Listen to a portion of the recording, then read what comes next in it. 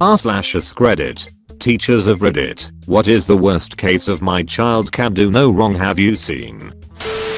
Once I had a piano student whose mother made him take lessons, even though his heart wasn't in it. For several weeks, he'd come back with exactly the same mistakes as the week before, and with no sign of improvement. I made it comfortable for him to describe weekly practice and his thoughts about taking piano lessons.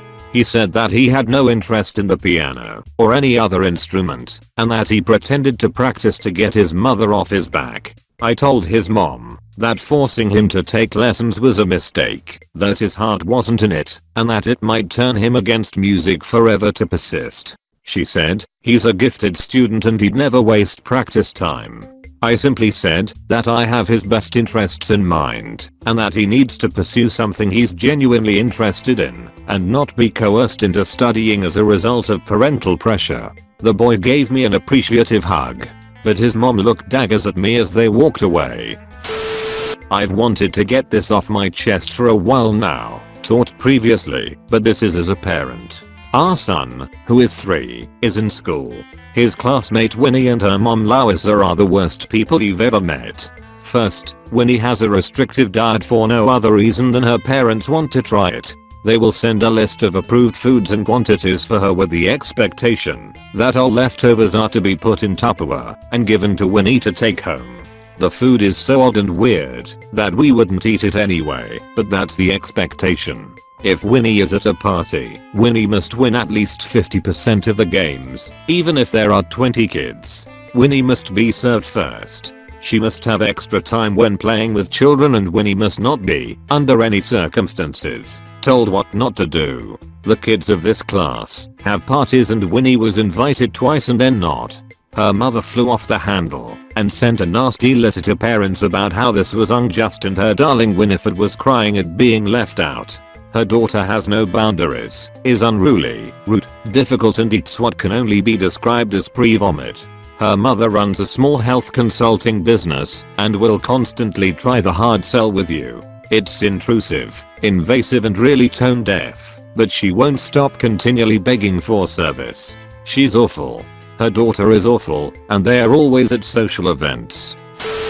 My first year of teaching I taught early elementary, but had to teach a single grade 7 options class, where I saw the students 2x a week for 40 minutes. I had one student who didn't hand in a project, and marked him accordingly. Parent-teacher night came, and mom shows up.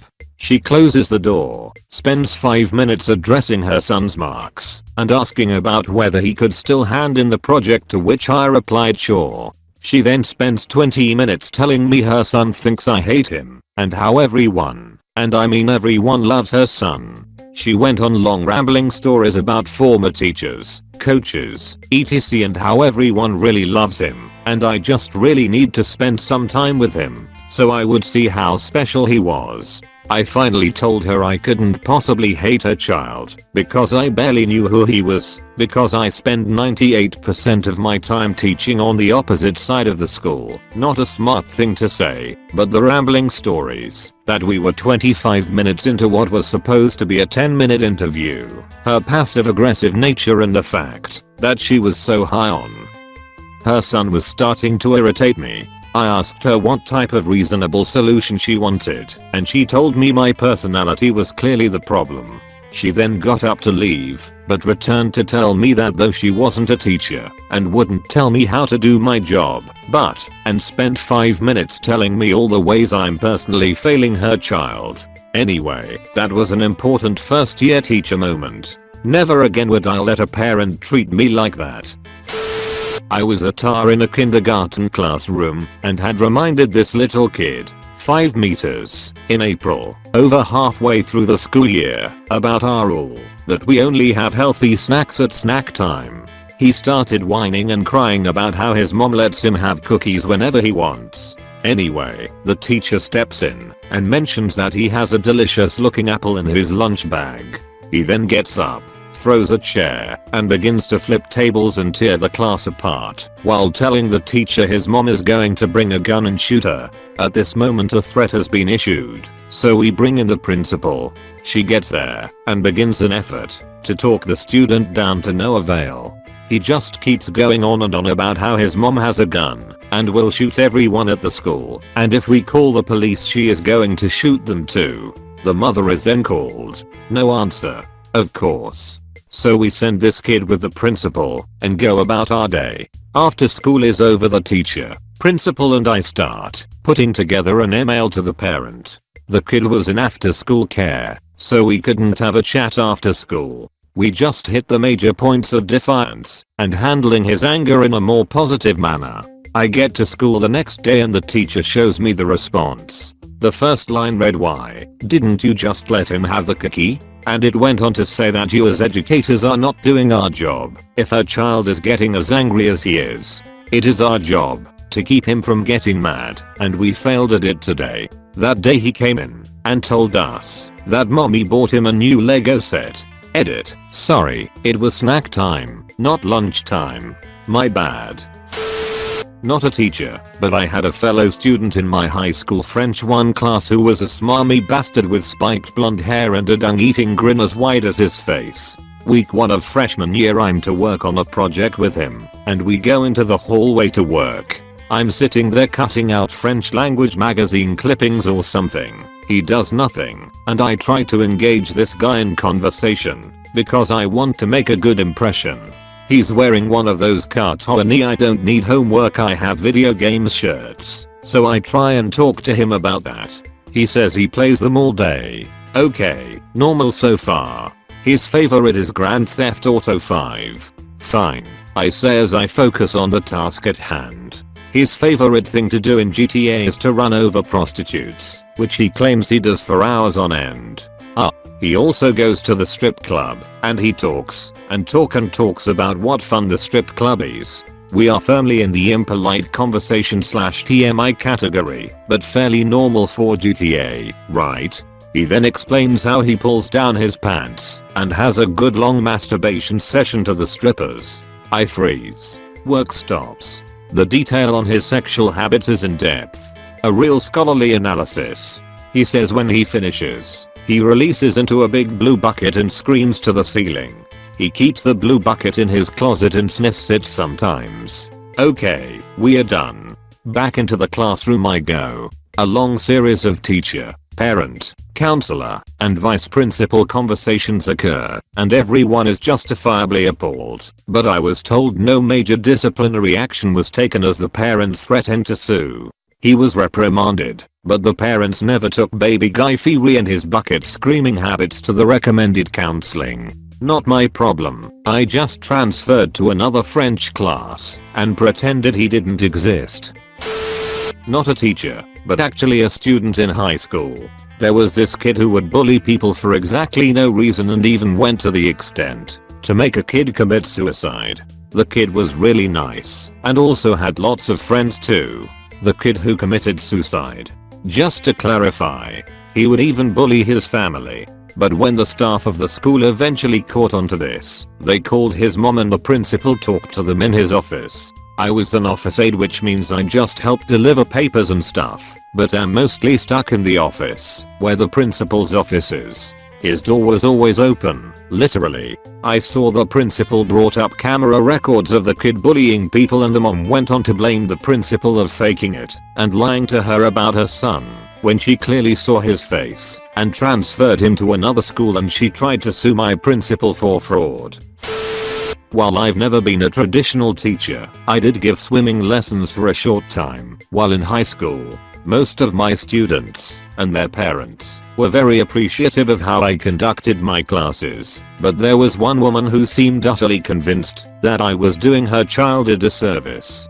The boy in question was afraid of putting his head beneath the water, which is a common enough problem, so we had been slowly working through various ways of helping him overcome that fear. Unfortunately, every single time that his mother was nearby, she would scream about how I had no right to force her son to do anything, after which she would loudly address him, as though nobody else was within earshot. "Are you okay, honey?" she'd ask.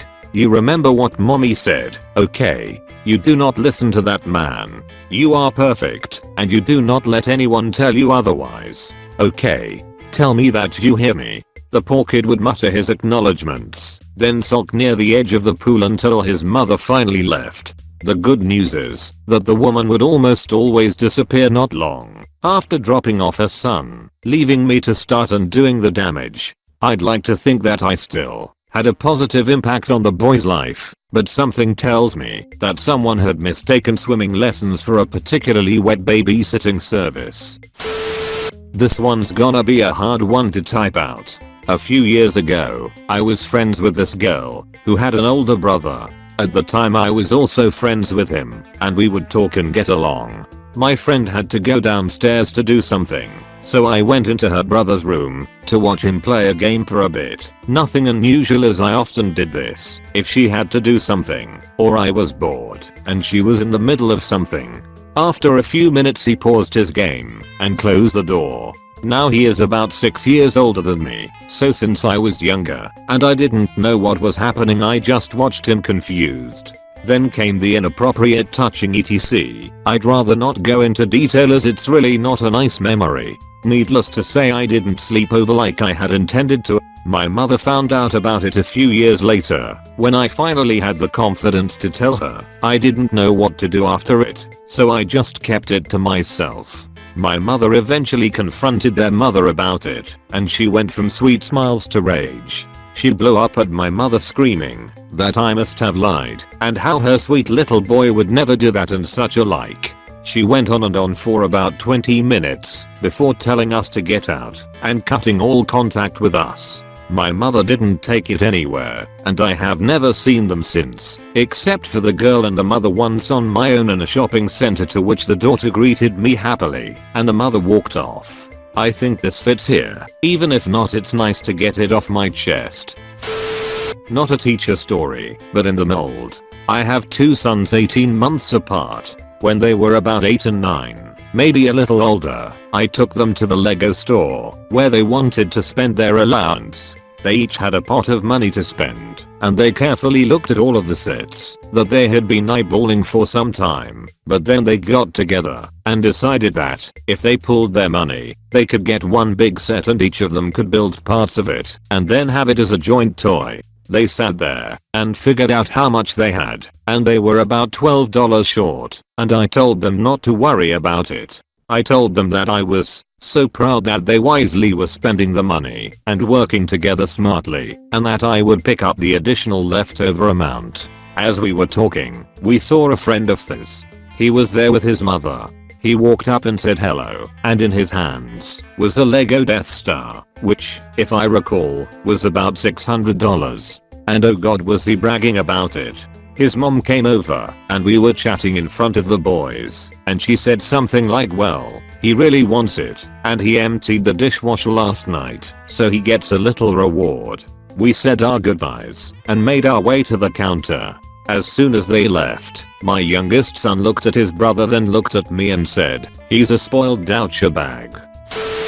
I taught 6th grade at a private school. Since we are private, we have a specific testing week every spring to assess our students. I sent home an informative sheet describing the rigid schedule we have and when our tests will be administered. Doors have to remain closed and no disruptions were allowed. A little harsh, but it's what we were told to do by administration. If anyone was late, I assured them they can make the test up, but they would have to wait in the office. This kid asked to go to the bathroom. Obviously, as a teacher, I can't say no. I told him he had 5 minutes until the test and he will need to be quick. Needless to say, he was not back in time, so he was sent to the office until the testing time was finished. I received a LENGTHY mail that began with, "What is your issue with my child?" They never read my weekly newsletters and just believe whatever their child told them when they got home instead of asking the adult for their perspective. He's an only child with a single parent. He's everything to her. I get it, but was a real tough year. Not a teacher, but I was a volunteer for a science camp back in high school. The science camp was broken into different age groups, and then each week was a different topic. This particular week I had 4th 6th graders and we were doing a "physics is fun" course for the week. The class had about 20 kids. All were amazing except for a set of boy-girl twins. They were so mean and hateful to each other, but when separated would uncontrollably sob and cry out for each other. The solution was to put them at the corner of a table, so close enough to each other, but also a little more space, to eliminate the terrible behavior. This works for 3 days, but on Wednesday we were learning about magnets. We had set a bunch of metal and metal looking objects on the table, things like paper clips, CDs, and coins, and had the kids try to pick up different things with magnet. The little boy decides to grab the CD, break it in half, and run it down his sister's arm, cause a gash that went down the length of her upper arm and even required stitches.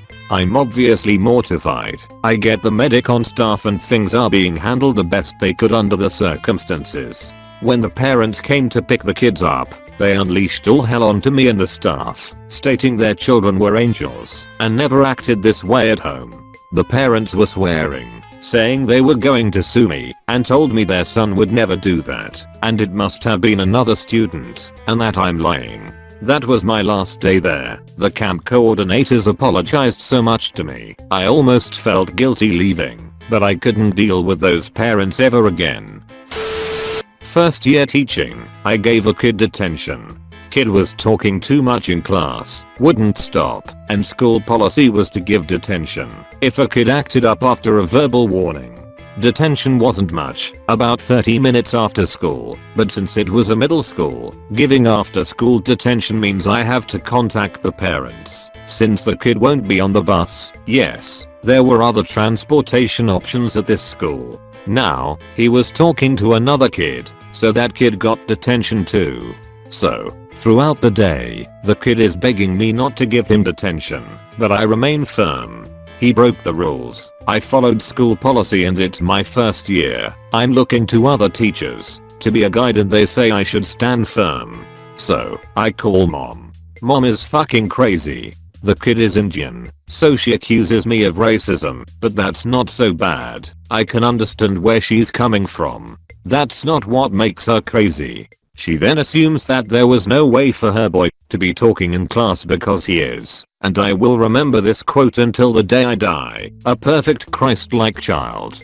Kid was perfect, you see, so anything he did wrong, I had to have made up. Here's the worst part. I was a traveling teacher, which means I have to use other classrooms while that teacher is on plan. It sucks for both of us, but it also means I don't have a classroom phone. If I call a parent, I have to call using my cell phone. She spends the rest of the year harassing me. Kid gets a B on a test that was written for all of the 7th grade English teachers and done on a Scantron. Impossible. He needs to get an A. Kid gets in trouble in another class, calls me to complain about how he couldn't have done anything wrong. Kid has to do homework in my class? No, that's not acceptable. I'm targeting him. Kid gets detention again. Couldn't have happened. He's perfect. He's Christ-like. I had so many 30 to 40 minute calls from this woman that I had to have the principal intervene because it turned into harassment. The worst part was, I really liked the kid. He was a great kid. He was just a 7th grader in a class that had all of his friends and was too big. Also, for some reason, lunch for 7th graders was at 1 PM, which was fucking last for some dumbass reason, and his class was the one just before lunch. Kid was hungry, tired, overworked, and all of his friends were in class. I totally got it. He just couldn't disrupt class. Also, when I say talk in class, I don't mean whispering. He and his friends were pretty loud. They would interrupt me and other kids, and I was a first year teacher too. Like, I made a lot of mistakes, especially with that class. So, I'm not exactly blameless in this scenario. I had a student in 5th grade. He had a history of misbehavior dating back to the first week of kindergarten. He would regularly shout insults at other students, threaten them, refuse to do any work, and on several occasions, yelled at me, and once threw a chair. One day, while we were taking a test, this student was talking. I quietly reminded him that it is against the rules to talk during a test, and that he needs to be quiet. He kept talking. I told him that this is his last warning, and that if he talks again he will need to go in the hall. He talked again. So I told him to go in the hall. He gets up, walks out, and on the way out says, "You're autistic," to me. I wrote him a referral and contacted the parents, explaining the situation. They didn't pick up the phone, so I sent an email, oops, and I ended the email saying that I hope we can work together to help student be successful. I received a rage-filled email back saying that my behavior is unacceptable, that I'm targeting her son, and I'm out to get him, and that I will be hearing from her lawyer. This woman is a cop. She went all the way to the district level to complain about me, and made up all kinds of lies about me, and told the other parents. Oh, and once, after a different incident where he physically assaulted another kid, he was suspended for a day. Mommy took him to Disney World. In the future, save yourself a lot of trouble and never mention specifically what the child has done wrong over an email. This might be a moot point, since it seems like you've already figured that one out. Email messages can be used as a weapon to attack you later, so always make them short and brief. Tell parents simply that an incident involving their child has occurred, and you're requesting a meeting. Always inform and involve administration when dealing with uncooperative and accusatory parents. They should be at the meeting and ready to defuse the situation. If something goes wrong, you'll at least have witnesses. In short, don't engage them. It's sad, but so many parents take their child's side over the teacher despite being confronted with overwhelming evidence. It's no wonder many teachers want to leave the profession. On a positive note, it does make you appreciate the non-wacky parents more, and they're the ones who keep you going. Edit, I should have said some parents instead of so many. I know there are teachers out there who are bad apples and shouldn't be in the profession. I got suckered into coaching first grade soccer for the Inca, my daughter's team. Now, I'm aware my child isn't perfect, and I treat her as such. I don't take back talk. I'm a teacher, so I already kind of have a grasp on classroom management. Practices were structured. Games to practice skills. I did just fine. The problem was the parents at the games. Never in a single practice did I have all the girls present. Not once. I was supposed to teach these simple positions, which is fine, but come game time, when you didn't come to practice, certain kids wouldn't know what was going on. Not their fault, but they wouldn't play first, just so they could watch how the girls played and get an idea where they should play when I put them in. I have charts made up of who played when, what position, and kept a timer to split the time and get girls moved in and out. The playtime, even with uneven numbers, was as equal as humanly possible. The extra time always went to whoever played goalie, because they didn't run around too much, so after your turn as goalie you usually got to play an extra 6 minutes. Pretty organized. Pretty fair. I heard nothing but shit from the parents. They didn't think their kid should sit out. She's a starter. So and so got to stay out, but their precious got pulled. I should play their daughter more, because she gets more goals, they don't keep score. Most of the comments were made loudly right behind me, while I coached the game. Not one parent thanked me after any game or practice. They all got called to and told they needed a coach and they refused. They knew that was the situation, and that I finally volunteered when it looked like the team wouldn't have a coach. And it was first grade soccer. For the why. This wasn't like professional or an expensive private team. Never again. Never again. My parents wanted so badly to be like this. Unfortunately for them, I turned out to be a sissy. I remember once during the brief time I was made to do soccer, my mom forgot my shin guards, so the teenage referee said I had to sit out. My mom was not having that, but she was told on no uncertain terms I could not play without all necessary gear. I told her it's fine, I didn't want to play anyway. My mom told me I was being ridiculous, marched me to her minivan, raced to the store, bought a few pairs of the thickest socks she could find, cut the toes off of all of them, and layered them on my shins, convinced that was just as effective. We race back to the field, game now in progress, and my mom shows off my impromptu shin guard saying he's protected enough, let him play. Ref is like, nah. She's like, you have my permission. He says, nah, lawsuits. She then starts taking this guy to task, right there on the field. Coach gets involved. People are staring. I'm standing there embarrassed as fuck wishing I could be unborn. Finally she gives up and storms us out of there. Soccer ended for me shortly thereafter when I straight up refused to go, and when I was dragged anyway I'd just book it off the field. Must have been like 8, 9. Not long after that my parents kind of gave up on me in terms of fostering my interests and extracurricular activities.